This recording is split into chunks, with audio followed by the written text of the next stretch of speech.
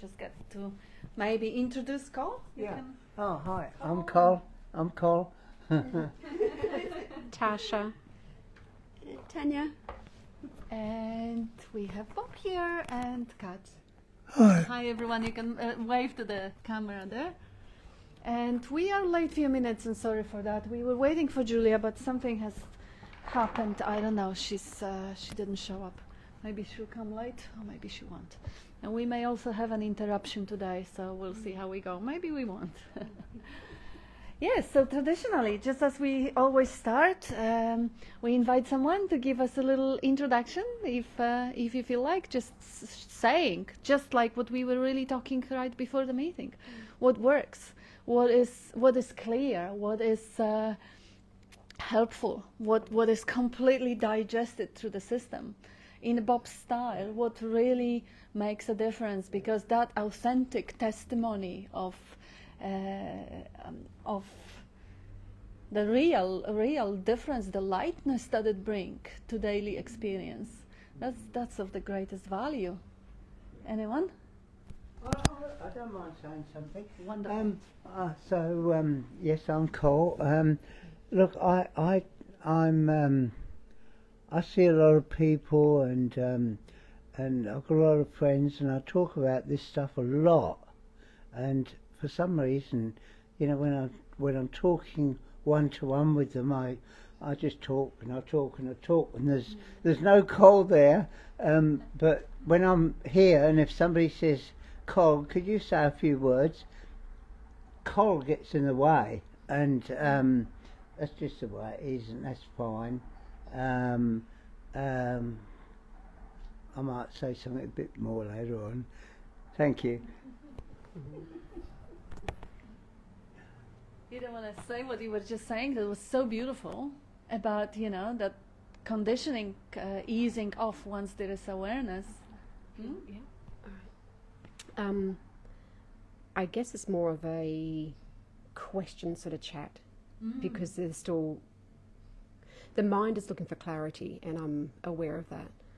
What I've been witnessing lately is, if this is the right word, there's awareness looking at the conditioning of Tasha, and the more that awareness anchors in, although that's not the right word, the more awareness of awareness, the more the conditioning, it's easier for it to fall away. And there's more peace, there's more choices, there's less anger, like less frustration, and more almost like loving connectedness to everything and everyone, but at the same time nothing. So I don't really know what to say other than that's what's been happening lately. There's more of a gap between the learnt behaviour, the learnt conditioning, and this presence, this stillness that's amazing. It's beautiful, and it doesn't actually want anything. It's just, I don't really know the words, because it doesn't really need words. I could put a few labels like peace and joy and harmony, but it feels like as if there's more presence inside the body as well. It's like as if the physical body is opening out and waking up, as if each individual cell is being, I don't know, awakened. And I don't really know what that is, because I thought liberation would be this whiz-bang experience, and God would reveal itself to me, and Tasha would be no more. But it's almost like this breathing in and breathing out. This Tasha is, Tasha isn't. So I don't really know if there's a process of waking up. I don't know if that happens like that or not. Yeah, it might yeah. appear this way. Go on, Ken. Yeah, it just reminded me of a little section in Bob's book, Beyond Words, Beyond Mind, and I'm paraphrasing. Keep seeing that there is no one entity who sees, and the seeming clarity will seem to last longer. That's it. Beautiful. Yeah. Yeah. Thanks, Bob. Yes, it certainly appears this way. It appears that there is a process of shedding the conditioning. And some people may call it the conditioning is me, but really the conditioning is just the content of the programmed mind. There is no me, really. And I like, that was very good illustration. Call gets in a way. But call is just a set of conditioned mind which says, look, you're exposed, you may be judged, you may be rejected, you may be, it comes with the anxiety, and it is a beautiful survival instinct which protects the body mind and makes it safe. It's wonderful, but it is, again, another set of conditioning is that you may label call. Because it feels like, yes, this is so close to heart, wanting to be safe. Of course, this is who I am. I want to be safe. I want to be nourished. I don't want to be rejected. Go on. Yeah. So look, there is a dual awareness. Okay, there is awareness that Col is just a story. Col is just no different to this light up here. It's just part of the manifestation, part of the appearance. Okay. Yes. And there's nothing there at all, really. But, it's a bit like, what was it Shakespeare talked about, the world's, something about being on a stage. Yeah. We're all actors on a stage. And that's what we might call the conventional reality. Yeah. And, I have to go down the shop and get some food because I'm hungry. We have to do those sorts of things. And those are the things we talk about, but at its essence, there's total peace. There's nothing, It's just a meaningless appearance, and where do we go from there? There's nothing. There isn't any we.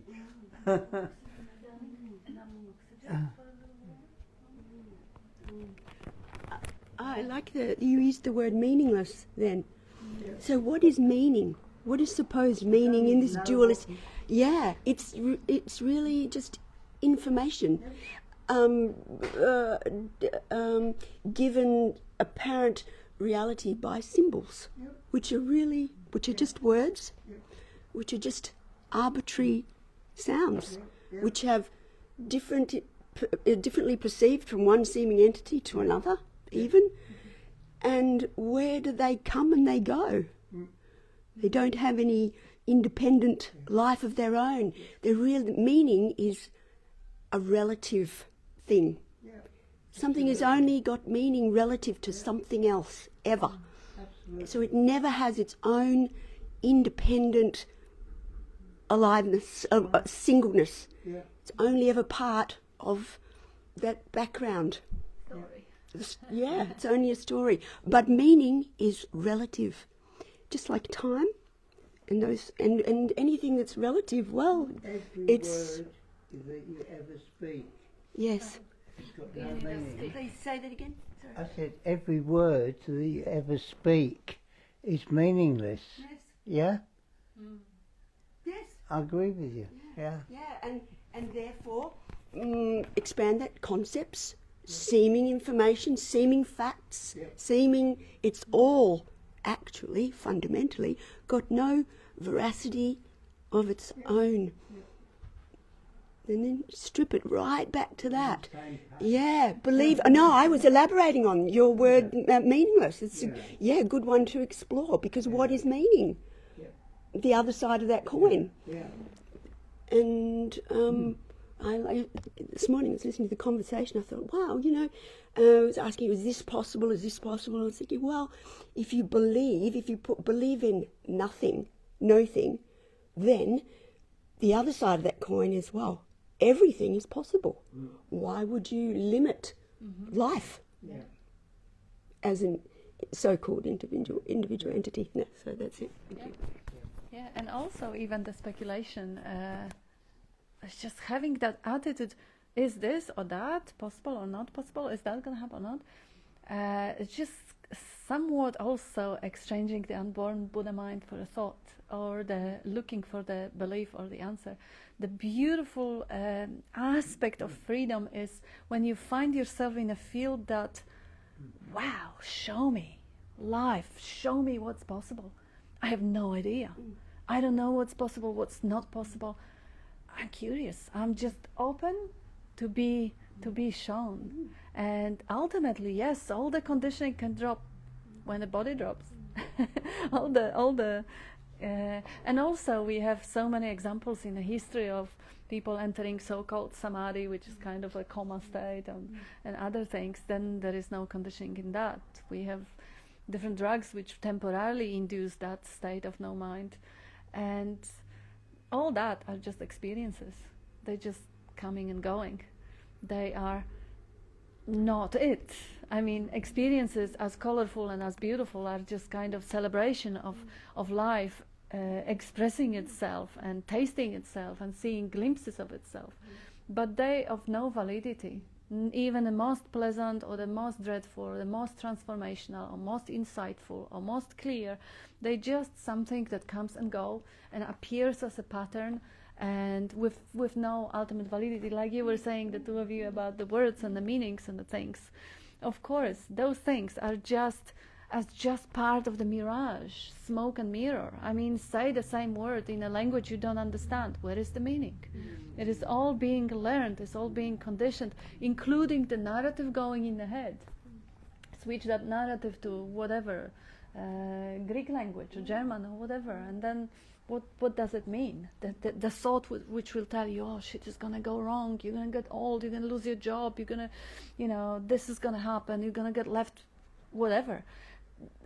What meaning of those? And that's a freedom, also what you were saying, that the freedom to include, like being that field in which temporarily there is an assumption of being a body that goes to the shop and grabs the food and eats the food, and then temporarily there is an assumption of being a role. You are a father, so you are a dad here, and those actors, those acting roles. If there is no sense of identification, and there is just that open field of knowing and the curiosity, okay, how is it going to show up now? Am I going to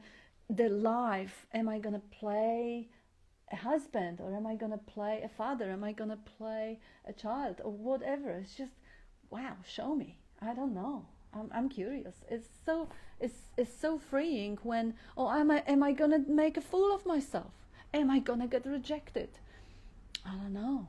That fearlessness of just letting the body with its conditioning to unfold as it is conditioned, with as much of the energy taken out of that mechanical, automatic autopilot, to the field of curious awareness in which, let me see what is the next thought going to be, what's the next behavior going to be, what's the next role this body is going to play, life is going to experience through this body. I don't know, but the more of that free attention underlies whatever is playing out, the less mechanical, obviously simple math, the less of the energy of belief fuels the conditioned behavior, the more of and that non-judgmental free attention, that space-like awareness, it doesn't have the preference to break the behavior, to change the conditioning. It doesn't have any conceptualization in it at all. It's just cognizing. This is the cognizing emptiness. It doesn't, I'm swearing I want to break that horrible habit. No, that's the mind. I'm going to watch myself swearing and break that habit of biting nails or whatever. That is, again, the attention's in the mind. The part goes on the autopilot and the part plays the Nazi. I'm going to watch you. I'm not going to miss one thought that shows up. All attention completely taken away by the conditioned mind, playing a role of a guardian and playing of vigilante, and playing a role of the automatic autopilot. No free attention to just be amazed, like, wow, look what's happening. The conditioned behavior. Can I just sort of say something that's occurred to me? I wanted to say about this business about growth, we were talking about that a bit earlier, Trish, and I don't know. All I can say is that if you like, have always wanted to grow, okay? Whatever that means. it's internal, and so and it's sort of happened. I mean, I did always want to understand this business called non-duality, but so I just wanted to share with the audience, I guess, that one of the things that came up for me about 2 years ago is I noticed that I was making judgments a lot. You know, I was sort of saying, oh, this person is this, or this system is broken, or this government is this, or like that. I'm not into politics, but like that, okay? And I looked at it and I thought, well, that's a load of rubbish. You know, it's rubbish stuff. And I realised, and it became object. I realised that Carl was splitting things up into two halves and saying this is good and that is bad. And I thought, well, and then I read the Hensing Men, and I was reading about the Hensing Men because I love the Hensing Men, and it was saying that, you know, if you split things up into two halves, and champion one and shun the other, that's a sickness of the mind. And I thought, well, that's pretty bright, you know, that's a crazy thing to do. And so what I did, I started to look at this stuff. And it wasn't that I made judgments about the behaviour, but it was like every time a judgment came up, I noticed it, you know. And that was 2 years ago. And now my mind doesn't actually judge very much, you know. It just, even when I hear people talking, I mean, I think, well, so, that's just what happens. And as the Hensing Min says, gives a wonderful peace. Just stopping judging. So there you are. That's a little contribution.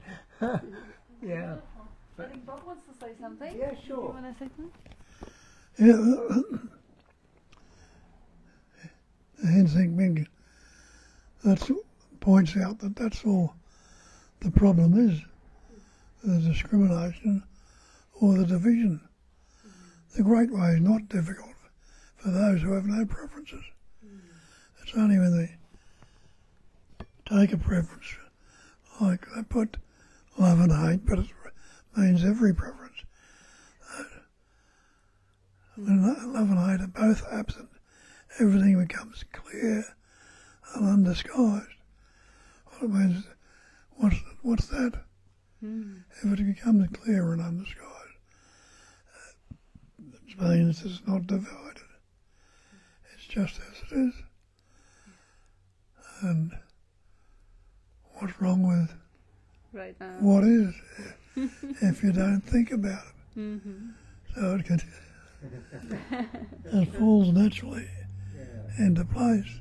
When love and hate are both absent, everything becomes clear and undisguised. Make the smallest distinction. And heaven and earth are set infinitely apart. So pointing out that when you look at it in the overall matter, it's no separation. It's not any apartness from it. If left as it is. But if we don't leave it, if it's not left as it is, then it becomes a problem.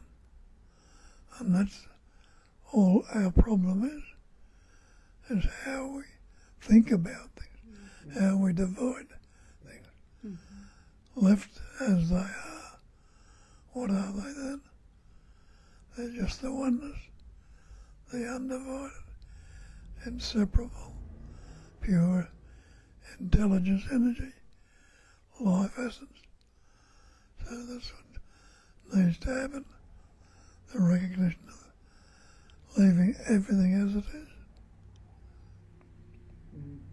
Have a sip, my darling. And I love the way actually, Cole, you presented it, because when you said you've noticed that there is a lot of judgment arising. There was no judgment over that, and that is the key point, you know, when you come and you notice, oh, there is a pattern. Oh, interesting. Rather than, oh shit, I hate that. I want to just break it. This is the attitude of the awakened mind, so-called. Some of the texts call it the awakened mind, which is all embracing, cognizing emptiness. It doesn't judge. It doesn't believe that there is anything wrong with any pattern. There is a pattern of whatever, of stealing, or there is a shoplifting, or there is a pattern of overeating, there is a pattern of drinking, pattern of judging. But the sky-like awareness doesn't distinguish love and hate like Hin Sin Ming. This is good, this is bad, this is pleasant, this is bad. No, those labels, those judgment statements, they're just what part of the conditioning arising. So when you notice the conditioning and you are free from any resistance towards the conditioning, you are just curious. Oh, this is arising. Now, some of the attention completely relax into that field of curiosity and noticing it arising, just like noticing other thoughts or behaviors arising. And now from that free attention, suddenly more attraction goes to that curious field of peacefulness, like Tasha, you called it a peace, you know, that because there is no judgment in noticing judgment. There is all embracing, welcoming to whatever arises. Now that judgment doesn't get that much fuel to burn. So it may arise much weaker, or it may stop arising altogether. But the field doesn't mind either way. It's not that, oh, I have preference for no judgment. Who is the I who has no preference? There's no one there.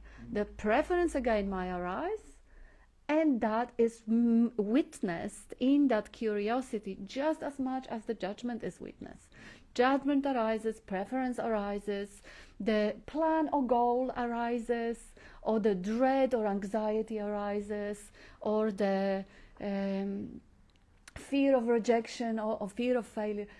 All those things are arising, and if there is enough of that relaxed field of curiosity, they all equal, they all amazing, they all incredible, because there is not enough of that identification with the trait, you know, like I believed I was my fear of rejection. That was my identity. I was persistently shy and socially anxious. That was who I was. But once it shifted, and now, okay, this is just another wave arising. This is just another pattern arising. How interesting. And you can see how strongly it arises, how often it arises, how long does it last. And this is what Tanya was quoting from Bob, that at some point that noticing may, how was it, Tanya? May the peace arise to appear longer, that undivided attention. And that's really what it is, the restfulness, the peacefulness, the tendency to for life to identify as a pattern. This is me, this is who I am, I have to defend it, I have to fight for it, this is my identity. That one doesn't show up that often, that tendency. And it's just that relaxed field in which things are allowed to come and go like clouds, pass. All of the things, including anger, including the anxiety, all of them, they just, wow, different vibration, different energy, different flavor, different texture.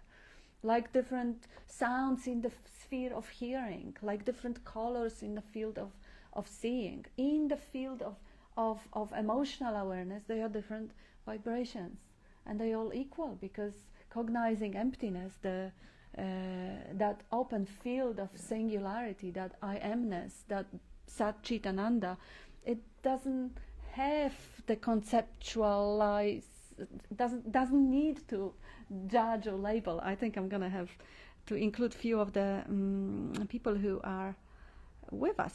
And we have a lot of good morning messages and love and gratitude from James and Catherine. And Sandy says, good morning, lots of love. And morning, morning, morning, and highs. And good morning, all Maggie says. And meaning is attribution relative to shared value. Yeah, beautiful. And Henya, oh, thank you. And that's it. That's thank you messages and much love from Henya. And both guilty and not guilty are judgments, says Julia. I wish you told us you decided not to come. We could have included someone else.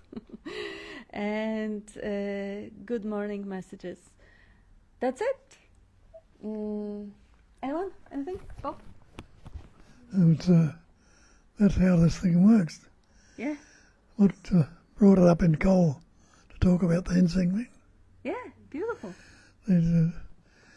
What needed to come up will come up and tell us that the way out, if you look at it from that point of view, it's not difficult. If we've got no preferences, if there's no stance taken anywhere, it's left as it is. Left as it is means that's all it is, only that. And there is no problem if that is not divided into that and other than that. If it's left as it is, that's it. And they're pointing that out or remembering and reminding that you are that. There's nothing else needs to happen. And that's there's why was Cole thinking of that? Yeah. I wasn't thinking of that particularly. Was anybody else in this room thinking about that particularly before it was brought as a subject? No. So see, it takes its place as it should. And we understand that and recognise that is going on. Problems settle down, relax, cease to be. And where are you left then?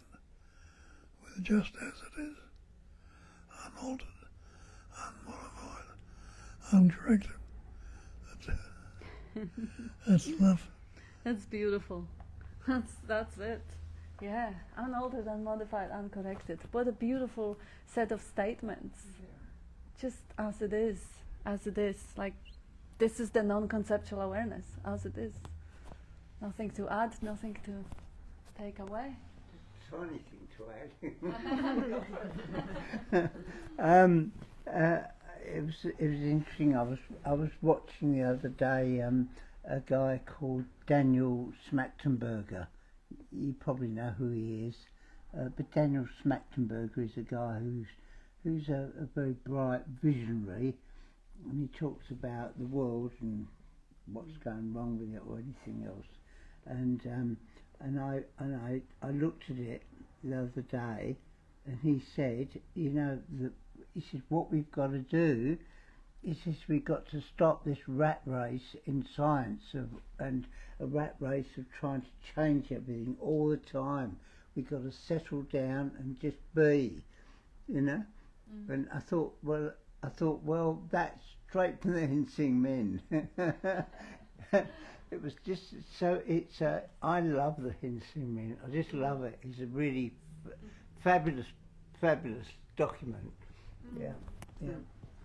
And for those who are perhaps with us for the first time or are unfamiliar with Hensing Ming, we actually have a treat, a full commentary on full Hensing Ming, which are translated like as verse of faith in the mind, in a way of like awakened mind.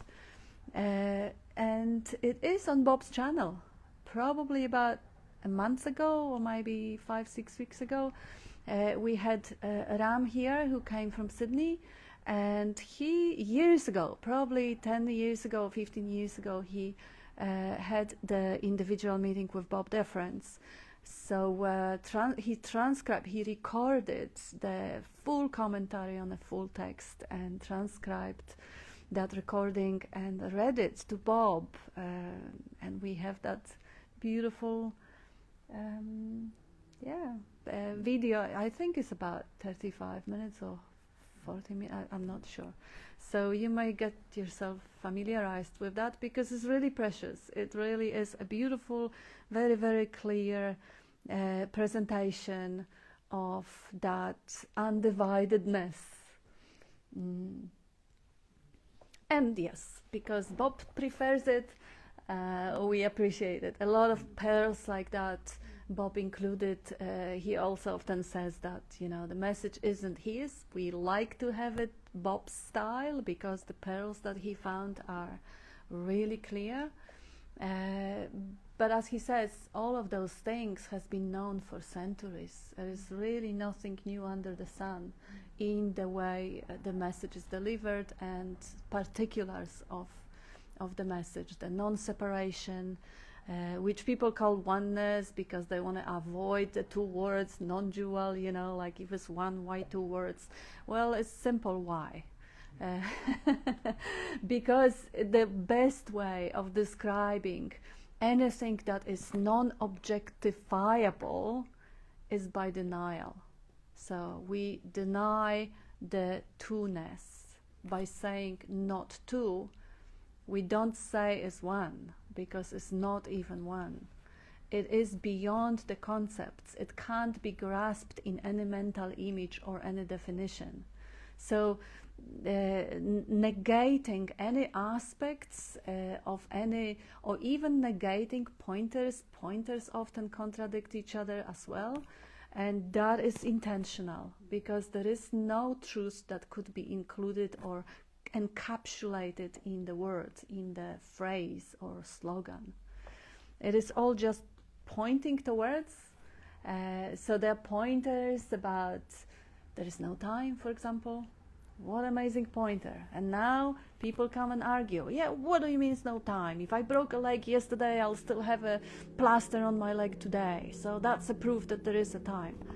Well, yes, in the dream, by all means, there is a time. But in the direct experience, there is not.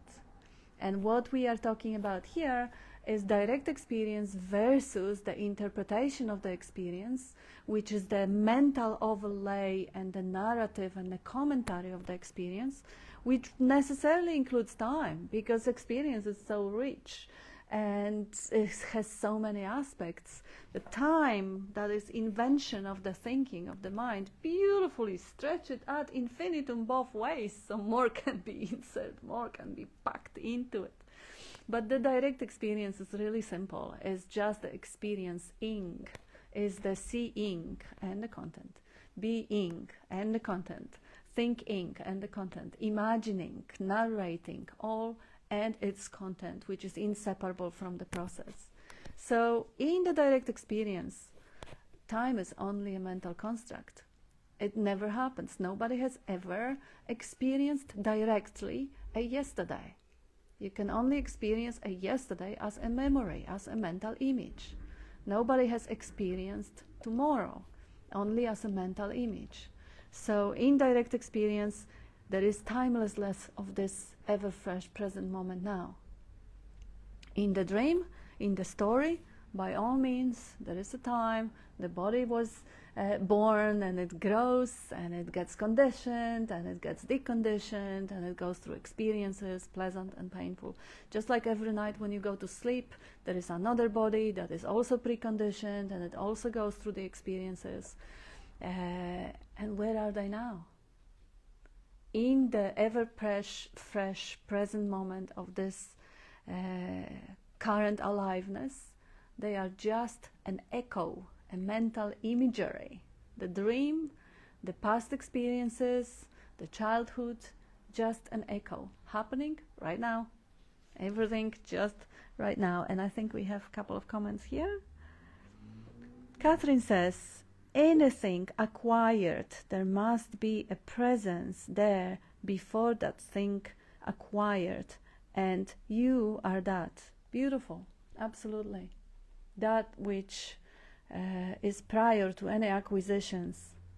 And Henya says, been reading Beyond Words, Beyond Mind daily, over and over, feeling so much peace and clarity, relaxing into what is. Thank you, Bob. Beautiful. And Ariel says, ditto. Yep. Anyone? Well, there again, what's time? Yes. Time's just another label, another word. If we haven't got that idea, of time, where are you? Have you disappeared? Nope. Have you moved away? Nope. Have you got any division at all? What are you relating it to? You're only related it in a thing called time, which has no reality whatsoever. Everything is just as it is, unaltered, unmodified, uncorrected, and it changes by itself. So. Yeah, and the change is another beautiful aspect. To actually just be again that open field and just see how everything changes effortlessly by itself. The body changes, the mind, the thinking, the feelings, all the processes, all the functioning happen of their own by themselves, just functioning that nobody does, and marveling at life, how life organizes everything. It organizes the societies, it organizes the consistent self-image. All those psychological phenomena like confirmation bias or holding on to the integrity, they're all automatized, one could say, processes that has been socially conditioned, and some body-mind machines are conditioned more than the others, and some are conditioned in more appropriate or acceptable, socially acceptable way. They will be having easier lives, bigger circle of friends possibly, and some have the conditioning. If there was a lot of trauma or a lot of violence in early childhood, will develop the conditioning that is quite antisocial and quite causing a lot of trouble or judgment or sense of not belonging and other type of suffering. And this is all on life. This is all life self-organizing. If it has the vehicle of that experiencing and expression placed in the environment that is supportive, it will make it to a supportive, well-socialized member of the community. And if it doesn't, if the environment is not, like Bob often says, the little child growing in warm, loving family will have it much, much easier than someone who is filled with, is deprived of a lot of that warmth and sense of security, and will look for the security elsewhere. And that's just a fascinating thing to see and watch. If you are free from any sense of righteousness and judgment around it, if you actually recognize that one power that is beyond the omnipotence, beyond every expression, one power beyond conditioning Hitler, and the same power beyond conditioning Angel or Mother Teresa, whatever the social symbols of goodness and badness you believe in. The same power standing behind the restrictive movements of exclusion, and the same breaking that movements or changing that movements. If you look through the history of humanity, it is constantly changing. It's stepping ahead, it's stepping backwards, it's stepping sideways. And this is the life, including all the forces, is creating those changes. There is no one doing anything. You may have a leader that you want to blame, but that little leader has been grown in the environment, and it has been brought up by life. The life was delivering the air and the food and influences. So whoever is seemingly to be blamed or to be in charge is again inseparable for that whole fabric of things. And that brings again the attitude of just curious, peaceful sense of wonder, because now blaming the government doesn't make that much sense anymore. And it may still happen. Yeah. And these judgments and these analyses and explanations, they don't alter anything. No. Because they're all after the event, Yeah. and the event is this right now. Yeah. So, just a couple of quick other things, nothing to do with this. Hinsing Min, HSIN if you want to Google it, okay? Sometimes it's spelled with X. Yep. X-Y-N. Yep. Yep. It's yeah, that's it. But on Bob's channel you can find a beautiful commentary that Ram transcribed and read back to Bob. So Bob is listening and Ram is reading. He's got a fantastic radio sounding voice. So it's a really, really pleasant little thing. So no, we didn't want to advertise the channel. It's just to expand on that beautiful piece of and Adrian says, love you guys. And Vivek, feeling of separatedness, ego, results in time.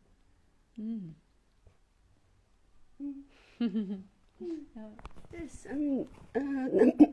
you often hear mind is time. Yeah. Time is mind. Ego is just another interchangeable word for mind. So there's certainly understanding in that. But all these seeming differentiations, judgments, good, bad, likeable, not likeable, presence of judgment, not, all of that which is happening in the dream, who cares? Good point. Absolutely. Yep. You are not that. But Bob. Yeah. Well, it comes back to, in the beginning was the word. Where are all these problems if there's no words? Beauty. Beauty. Yeah, who cares if there is no concept of anything being right or wrong? If you, Yes, darling? The word is not the thing. No, Yeah. just a label. Yeah, that's a good thing to explore as well. The no-thingness of the word. It's just a sound. Without the word, what is it? Just as it is. Yep. Now, is a word. Without that, what is it? And that's all the problems that ever are or ever will be. The belief in the word. How many words we are born with? Investigate along these lines, and the recognition comes up that all there is the immediacy, which expresses as words, feelings, or emotions, all things that have been picked up along the way.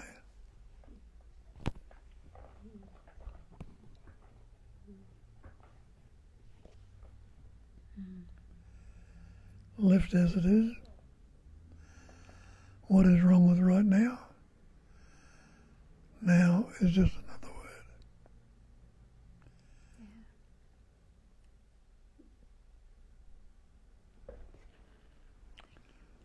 So it's all knowledge. Break that down into now. Yeah, we actually got it in the book. K-now-ing, knowing. Yeah. So it's all there. It's all there. Just a matter of looking into things, seeing things and translating into the reality. And it all comes back to the one essence, the one life, the one being, the one knowing. And what's all that comes under the influence of I am. I am that being, that knowing, that loving to be. It's all necessary. It's all that can be necessary.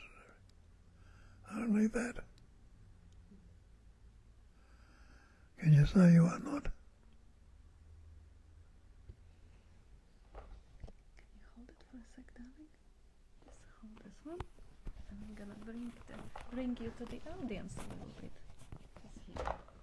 Because you're looking the other way. When you are explaining. I would like to, yeah, now. Now what? What is? Yes. This is. And this This is it. is it. And it is that. Everything's that. Yes, there it is. Everything is that. Take it away. Aww. Take it away. And it's nothing special. There's no extreme experience one needs to grasp for. It's just ordinary awareness. Nothing special needs to be done. Search for, you don't have to transform the so-called apparent entity. None of that needs to happen. Just a resting in the suchness, the isness. That there is a knowing, not by anyone, anything, but there is just a knowing, and it's happening. But you know, how all is good, but how foolish to see an enormous complex computer with all the knobs and dials, and it's nothing but a mirage computer, and there you are standing before it, pushing all the buttons and flipping all the switches, trying to change something on this mirage computer. How? What's the point? just take it as it comes. Now, just take it as it comes. Accept it. Marvel at it. Be amazed by it, because it is amazing. It is an amazing mystery. Love it. Satchitananda. Nothing else to be done. That's it. Be who you are. Don't be the doer. You're not the doer. Be the space that you are. And the space doesn't really need to fix anything. Doesn't need to try. If trying happens, that's not who you are. The one who tries is not your essential self.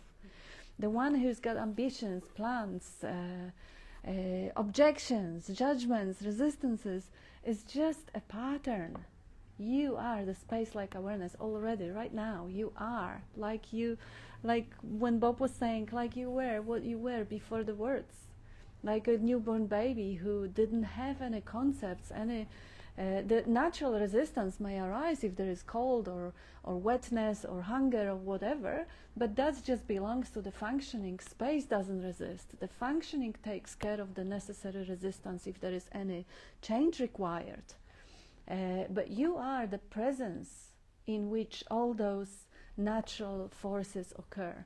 And if there is a sense of wanting to fix or wanting to alter or modify or correct or what was it, the growth or improvement or fixing or purifying the mind or not bypassing the years of digging into the sense of poor me and all those other concepts, they're just patterns arising in that field of awareness, and you are that field of awareness, with the words or without the words. If you wear that field of awareness always and forever, because that is one that we point to, then whether there are concepts in it or there are no concepts in it, the field isn't touched. The emptiness, the space that you are, is never touched. The silence underlying the sounds is never affected by the sounds, no matter what the narrative will say. And from that field recognizes patterns in life. And like Tanya was saying, just appreciating them, loving them, just marveling at those different patterns, because every pattern that you can distinguish is an automatic function. There is no one there no one there anywhere who can change or fix or alter or who can be conscious. Even the observer or the witness is just another arising pattern. It's just the field. It's just the field in which those different phenomena arise and subside. And you are that field. And I think we have another couple of comments here. Primali says good morning. And that's it. What does Rumi say? There is a field, and I'll meet you there. Yes, yes. Even though there's no I and there's no you and there's no there, because it's just here. But it is very poetic. If he didn't use the word, the poetry uses the word, and word, I by its nature. Oh yeah, that's. Anybody who's not here?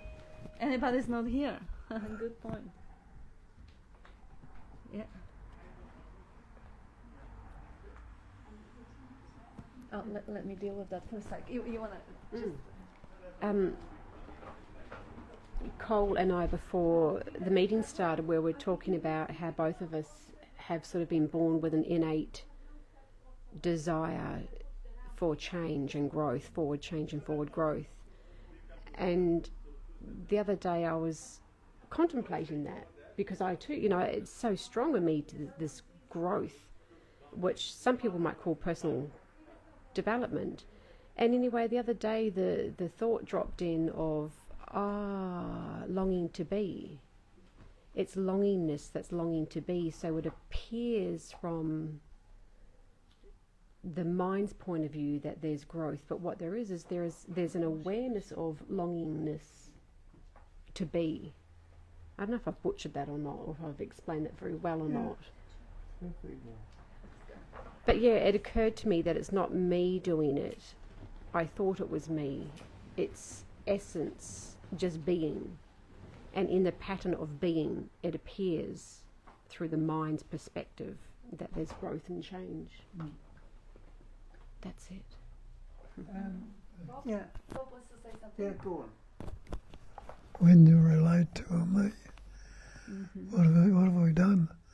We've separated and divided it from what actually is. And that's the habit we've come to believe in, and everybody around us has. And so we all get locked into this idea of separation. And the idea of separation means there's more than one, but there is no more than one. There's not two, only that.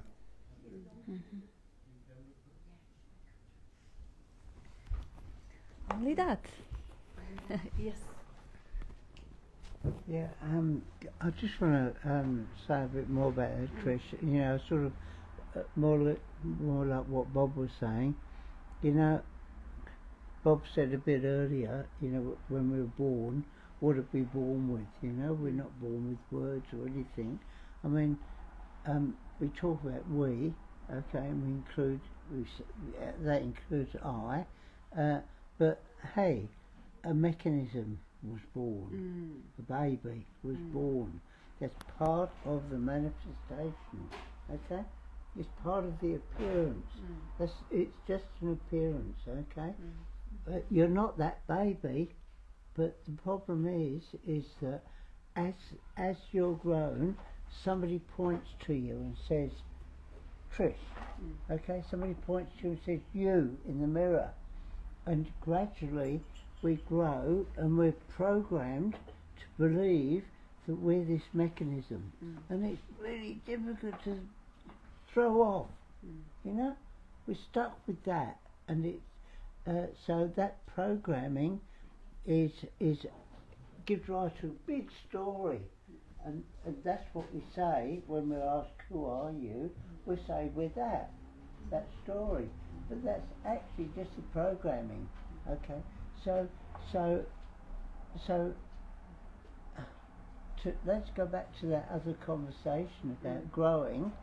There is growth, but it's actually not you. It's changing. It's part of the change, and with this and with this, we share that aspect of change that we both look at it and we can say, oh yeah, I've got that and you've got that, but there isn't really an I and a you. There's just the mechanisms there that conditioning has developed in us a sense of me-ness, okay, and it's not there. It's just that's just an illusion. Yeah. Beautiful. Yeah. Yeah, that's beautifully said. Yes, that fascinating pattern that which Bob often refers to as the cause. You know, there is no cause and effect, as Nisargadatta says. Everything is interrelated. There is infinite amount of causes to produce the effect. Is the whole world contributing to any cause? But he's got this beautiful spin that the cause of psychological suffering is singular. Believe in a me. But when you look, you can't find the me. So where is the effect going to lodge? Where is all the psychological suffering going to lodge if there is no me? So who is there? I am not, you know, if I feel anxious or inferior or not good enough, or I feel that there is something wrong with me, something's missing, I'm unlovable, I don't deserve to be loved. This is all I. This is all obsessing about the me. And there isn't one. Yeah, and you know what? I've got so many people I've spoken to about this sense of me, and they are totally and utterly convinced that there is something there. When I say to them, look for yourself, can't you see, where can you see a me? Yeah, I'm clear there's a me here, they will say. Yes. So then, and something that's quite useful sometimes I say to them, so in your own awareness right now, and this is a well-known one, in your own awareness right now, just sitting there, in your own awareness, how many ears have you got? And they'll often answer 2 ears, but then after talking to them about that, they realise that they actually aren't aware of their ears any more than they're aware of a person there. That's right. Wow, that's a brilliant way of putting it. Thank you. Yeah, I love it. Bob sometimes refers to his old friend Douglas Harding, who is actually showing that you don't have a head, you don't have a face. The seeing happens singular. This is a singular seeing, you know. It's like almost like a big window through which the seeing happens. It's no one there doing it. And Bob has this beautiful pointer. You wake up in the morning, you don't flip it on like light, like a switch on off. No, it's there. It's available. It's always there. Once the instrument is in use, the seeing capacity is there. If it is not in use, the seeing capacity is still there. But the awareness, I have 2 eyes, this is the mind. You don't experience 2 eyes. You don't experience I that has them either. But there is a sense of presence, and that can't be denied, which very often it feels like, yes, there is a me, because that conceptual image somehow hijacked that sense of presence. It's like Bob's metaphor. It's not Bob's, it's again hundreds of thousands years old, maybe, about the metal rod in a fire. Is the sense of me is like that metal rod, and it is put in the fire into the life essence itself, and it gets hot and it gets red like a fire, and it says, I am the fire myself. I can burn, I can heat, I can shine in the light. This is who I am. So the sense of conceptual image says, I have the power to see. This is I am seeing, I am hearing. The me, the imagined self, the me, the little Katarina there, or little Bob in there, believes suddenly now the image has the capacity to see. Capacity of seeing is there regardless of the image. Little baby can also see. And it doesn't have the concept that there is the little me there that does it. Or the baby doesn't have the capacity to reason yet, but the capacity will develop. And with the development of the capacity, the mental image will also get developed. And now, by the one fun moment, which I actually had a really amazing luck to witness once, the child suddenly recognizes itself as the body-mind. The child, I was in Paris doing the introduction to non-duality from my previous school. We were doing Magic of Awakening retreat, and we were staying in a family with a little baby, a 2-year-old little boy, gorgeous little boy, who would, when the mother asked him, where is the baby? He would run to the mirror. He didn't expect this wasn't him. The baby was there. And then one fine day, he looked in the mirror, his eyes opened wide, and he just made the connection. What he just shown in the mirror, and that was the moment when we all, there was like 4 people, 5 people in the house, froze and witnessed the moment of the connection being made. And as instantaneous and as singular as this experience was, the same singular and instantaneous can be experience of recognition that image is not who you are or what you are. It's just an image. But the existence doesn't change. Before believing you are an image, you exist, you see, you hear, see, taste, touch, smell, just the same. When the belief in being an image drops away, it is such an uneventful moment of realizing that nothing is different. Seeing is the same, hearing is the same, nothing has changed. Only the belief, it is recognized to be an illusion. So it is pretty amazing to just see how that me comes into existence, and how that me, like that rod in the fire, starts believing I am the fire myself, I can burn, I have powers. The me doesn't have any power, it's a dead image. But it feels, no, this is I can see, I can think. Oh, there is, I feel I exist. No, you feel existence. And then you translate to the idea that this is I that experiences existence. While really is the existence itself experiencing the I. Existence is experiencing the image of I. Existence was there before the image. The existence was there shining out of the eyes of a baby. Image wasn't there. Image came along, and it's also sweet and funny to see how the image changed. Like, what image did we have of ourselves as teenagers? Is there any one aspect of the image still present? What image did we have as a 5-year-old, a good little girl, a bad little girl, or boy, or whatever? That image is just as changeful as everything else. That actually proves how illusory it is. And it's ever-changing and is impermanent, because there was a time when it was not. And there is a time when it is no more, or it is different. And I see there is a comment here from Catherine. Oh, end of mind, Vivek says, liberation. And he says, very beautiful explanation by Bobcat. And Catherine says, you can't write a message without a background. You can't send a message without a screen. The screen of the background is never affected, and you are that, never the messenger. Beautiful. That's it. Yeah. Yeah.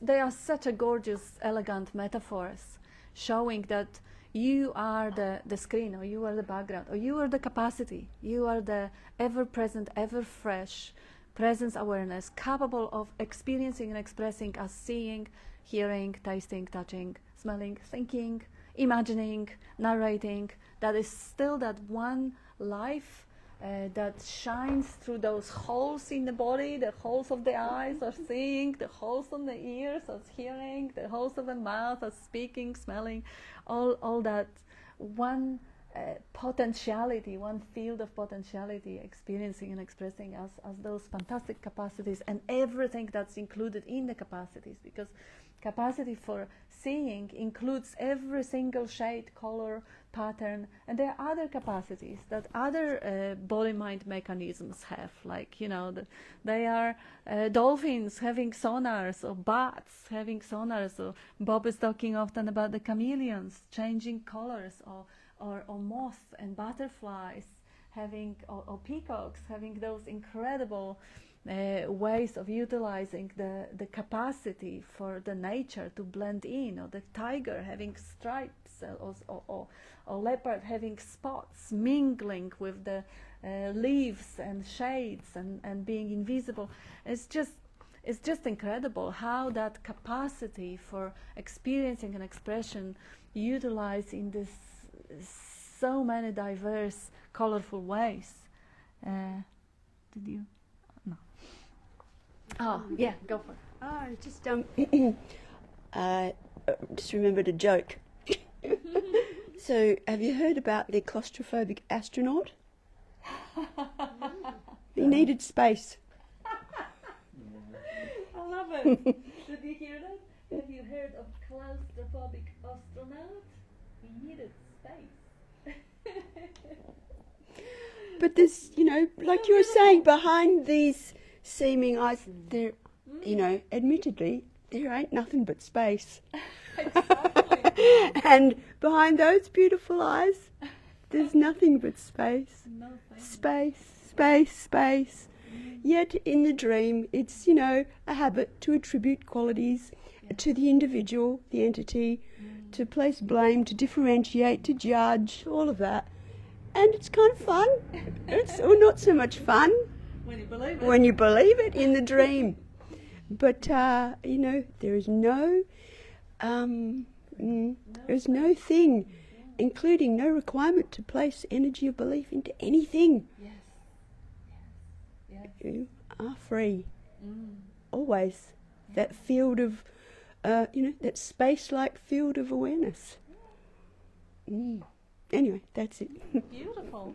And seeing how that energy of belief just flows where it is attracted automatically. There is, you know, there are people who are born and in love with football or tennis or whatever, and the energy of belief goes there, and it fuels and it creates wonders. They are other body-mind mechanisms where they're naturally drawn to finances or advertising or marketing, and that's just the same life. And they are other body-mind mechanisms naturally drawn to investigating and looking back at, is there anyone there? Or what is it, that whole magical display? How is that magical display even maintained? How does it even happen? And it's absolutely not necessary for everyone to look into it. So there's no need to go on the you know, Jehovah path and knock the door and save anyone, because everyone is already saved. The life is already as it wants to be, as it should be, including collapsing of civilizations that were happening. And I love that that part of Bob's spiel where people get fixated on the ideas, and wonderful, that's also on life, and completely forget the bigger picture, that even if that whole planet will get blown off by the asteroid or whatever other causes, nothing is lost. A life will find a way to experience and express itself as it does. It may find a way to experience and express itself through the artificial intelligence instead of the biological.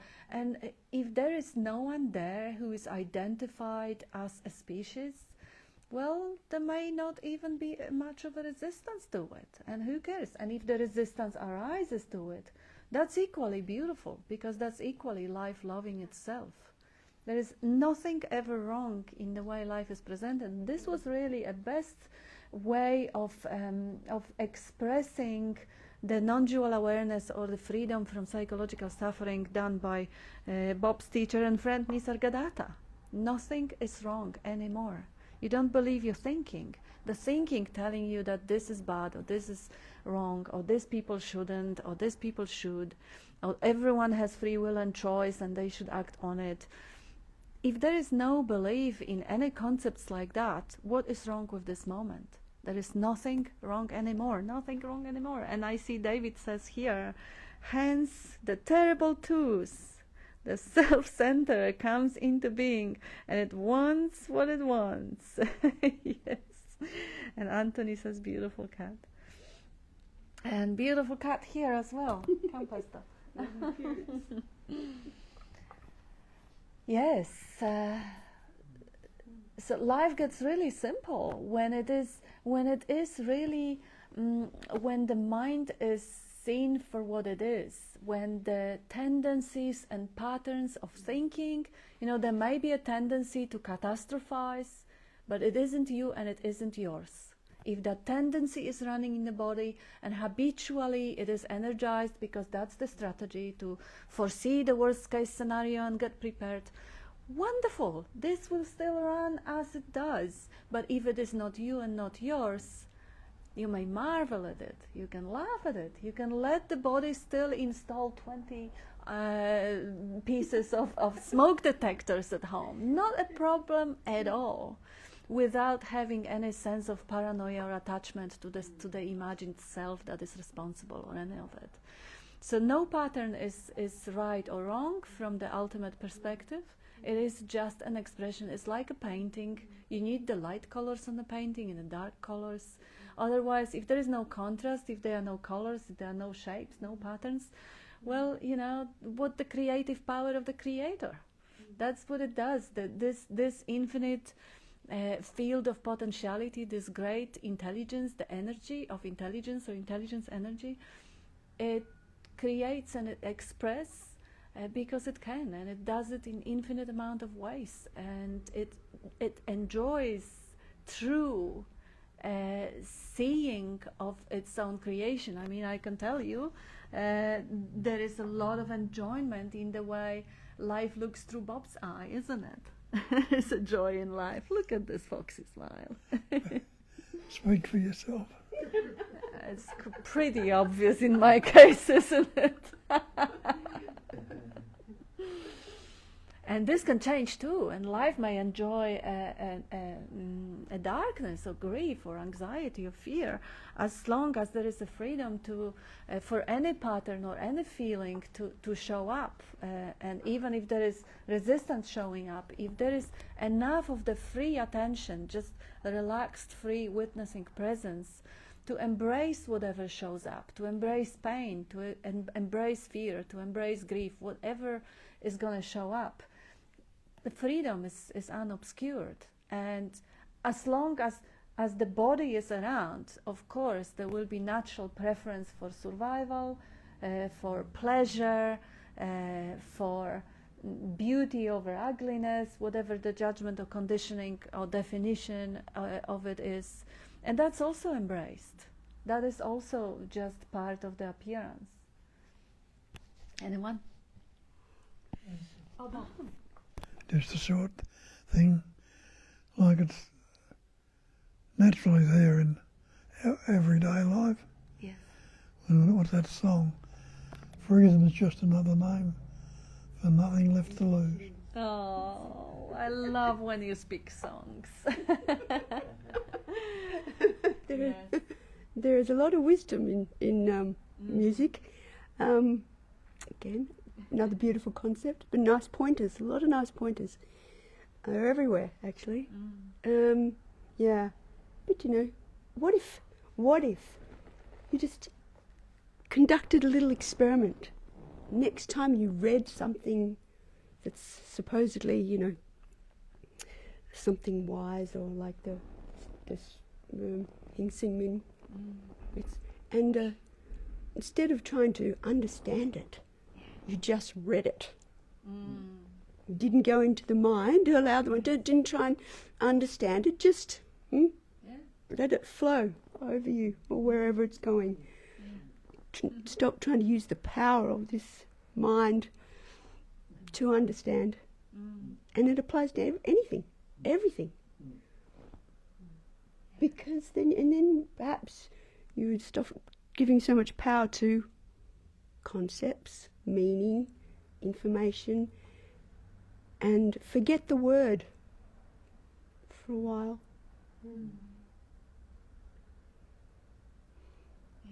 Forget the word, ignore it, and just go back and just rest in the only thing that you know to be true is the uncontrived singularity, that beautiful, restful, unchanging, ever-present, indestructible, beautiful presence awareness, suchness. Forget about trying to understand all the stuff, all this craziness, beautiful play that's happening in this mirage, which derives from nowhere else but your own imagination. Your own imagination. Nothing can trouble you. Yes. Say it from the beginning. Accepting your own imagination. Nothing can trouble you excepting your own imagination.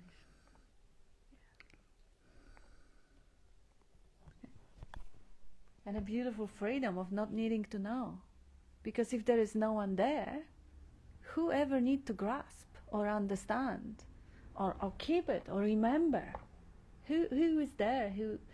Who is bound to focus on it or investigate it? If there is no one there, the freedom from needing to know and grasp and then seeing, oh, body grabbed a book, so what? Oh, body's reading a poem, so what? Or listening to a song, so what? The body-mind, of course, it's not just body. You can't separate those two either. Well, one of Krishnamurti's books was named pretty appropriately Freedom from the Known. Yeah. And freedom from the knower, freedom from the known is freedom from the knower. It's just the knowing. And here, Anthony says, speak for yourself. Ha ha, cheeky Bob, love it. He's cheeky as ever. I was going for a walk this morning and I was just in my own world, not really thinking, just walking, I guess. And then the thought dropped in. I think perhaps it was more of an awareness, but the thought dropped in. You know how it happens like so quickly. And the concept of leave home at 9:10 to get to Bob and Kat's on time. And it was like as if that suddenly like woof, pulled me out of my whatever I was in the no space and brought me back into, I don't know, the thinking space. Then there was thinkingness. And thinking was like, oh my God, if I don't have a mind, how am I going to operate in the world? And suddenly there's all this worry. And then there was a bit more space again between thinkingness and the witnessing of the mind. And it was like, there is natural thought, but it's not really thought. It's just, perhaps it would be called the infinite field of potentiality knows you need to leave home at 9:10 to get to Bob and Kat's on time, and that is it. But when the mind came back in, it was like, I've got to hop in the car and I've got to do that. And it's like, for a moment I thought, oh, shut up. I know this. I know how to hop in a car. Why is the mind showing me an image of me grabbing my keys, going up, getting my hand? I don't need to know all that information. The body knows how to do it. Yes, darling? I think either good or bad, but thinking makes us up. Yes, the thinking. Thinking. Yeah, that's exactly what it was. It was the thinking that was just, it was actually tiring and exhausting and no longer entertaining. But then it was kind of interesting just to observe the thinking mind go on this thinking pattern. And it's kind of like, oh, that's a bit stupid. You should include that. Yeah. And this is a stupid, the judgment in the field of observing. Correct. And then there was like a stepping away or stepping back from that and going, oh, that was a thought. It was like, and so was this. And it just kept going until there was the awareness of I was observing flowers again and back in, I don't know, no mind, no space. And it was just more peaceful. And I wasn't late. No, no. Yeah, it's lovely to just be free to let anything, even the judgment arise, and even the judgment of a judgment arise, and just keep stepping back and including them, just relaxing back into that space-like awareness. And I see we have Anthony says, I may never get to see you both in person, but I want to say thank you all the lessons over the years, and my love to Bob, and in spirit I truly thank you, and I want him to know how thankful we are. Thank you, Anthony. That's Anthony. And Vivek says, Creator expressed itself as creation, but creation is always unrest until it recognizes back the Creator and rests back. And again, I'll translate it because Vivek is following some other teachers. I'll translate it to Bob's language. Instead of having the two, creator and created, recognition of the creating, the whole field. Because then it's kind of, there is no cause and effect, and there is no time involved that when the creator does recognize. It's just simpler. And I know, you resonate with whoever it is, Ramana or whoever it is. I just kind of open it up for those who use Bob's language and for who it is resonating. But thank you, Vivek. Thank you for bringing up the aspect. And actually what Anthony was saying, I was reading an email this morning. Bob is getting thank you messages and acknowledgement of that beautiful service that he's done. And I'm going to just read a little fragment of it.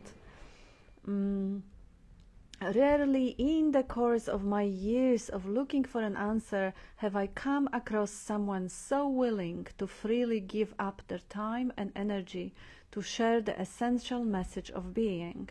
I doubt you could count the number of people who found solace and comfort in this communication over the many years it's been put out there into the world. What a beautiful way to live a life. And of course the email was much longer, but this was just a fragment that I think speaks for more than just one person.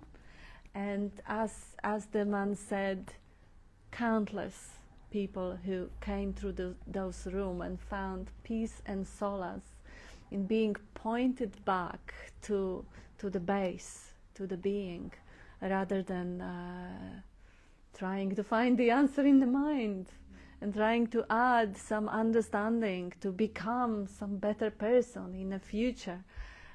Bob is so beautifully generous and uncompromisingly clear in really just bringing that basic understanding back home that you already have and are. You already are this space-like, clear, cognizing emptiness, this singularity of I am, which is not a person, but the field of knowing, in which all the known and the apparent knower may arise and take different roles and play different functions and have different expressions. But ultimately, you are the field. You don't know what's your next thought gonna be. You don't know really. There may be the idea arising that, statistically I always responded this way, but that's just a thought. Life is fresh and new. And anyone, the last word? Because we are, Bob, would you have a last word?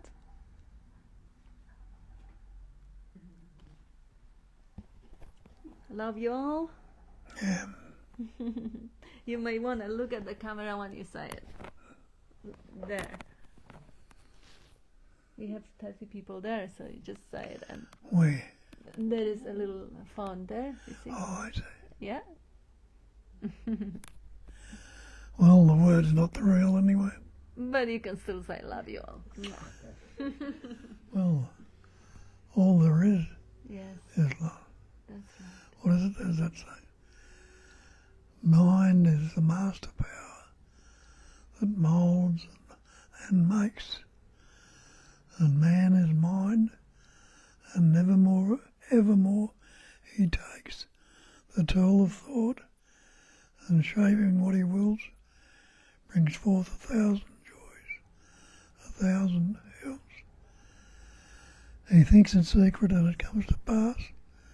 Environment is just a looking glass. That's beautiful. Environment looking glass. Lovely. Yeah. Love you all also. We have few messages. Truly inspiring you and Bob. Much love. And Simone says you have quite a few. Amen says to that Bob's embodiment. And Simone says you are open space field already. Sea and sky. Reflect. Relax, reflect, resonate, recognize. Yeah, that's our cards showing the 4 main ways, 4 R's of investigation. She also says much love and love you, Bob. Love you, Kat, and cats too. That's from Anthony also. And still not the last word because we were waiting for Julia. We were a little late. Full stop. Full stop. That's a good last word. Full stop.